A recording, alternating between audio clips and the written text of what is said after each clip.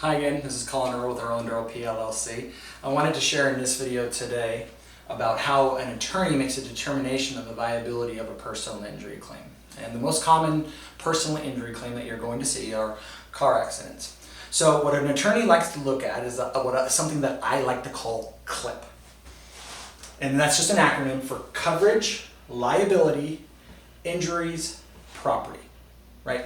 When an attorney's taking a determination on the viability of a particular claim, these are the four areas or the four pillars that they look at. Let me show you why.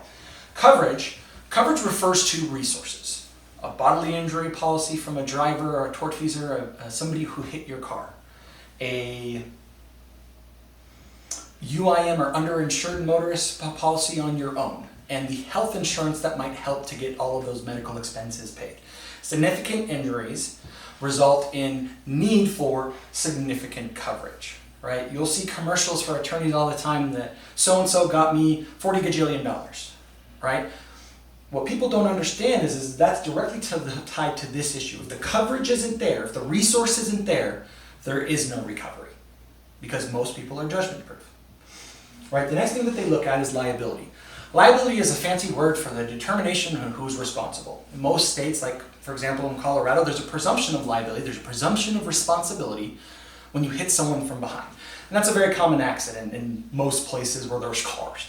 So you're driving along, come up to a red light and somebody slams it on you from behind, right? That's a liability determination. If you've seen any of my other videos, you'll know that you should call the police in that circumstance and that most likely that person will get the ticket. Liability determination, when there's an argument here, cuts down on the value of the claim. Next is injuries. You can have all the other pillars, right? You can have coverage, you can have liability, you can have property damage, we'll go over that in a second. But if you're not injured, then there is really no claim, right? There's a property portion of the claim if a vehicle or there was destruction of property, but when we talk about injury claims, there has to be an injury, right? So if there's serious injuries, but no coverage, that affects the viability of the claim. If there's serious injuries, great coverage, but no liability, the other person wasn't responsible, then that affects the liability of the claim. So injuries, having injuries is of course important to an injury claim. Finally, property. Now you wouldn't think that this would be something that people look at, but property damage is a common misnomer.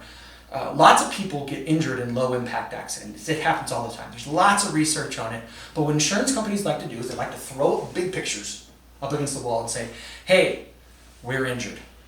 Or, hey, look at what happened here. There's no way somebody could be injured in this circumstance, right? And so you shouldn't give them any money for this claim because they're simply trying to gain a windfall from it.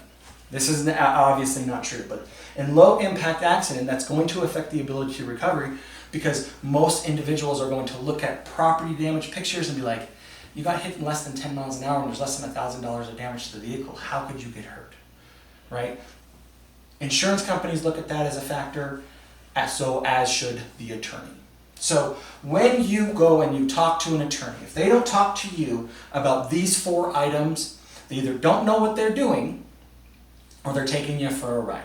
Know about your coverages, know about liability, know about the injuries, and have pictures of the property. If those four things are in place, you have a viable claim.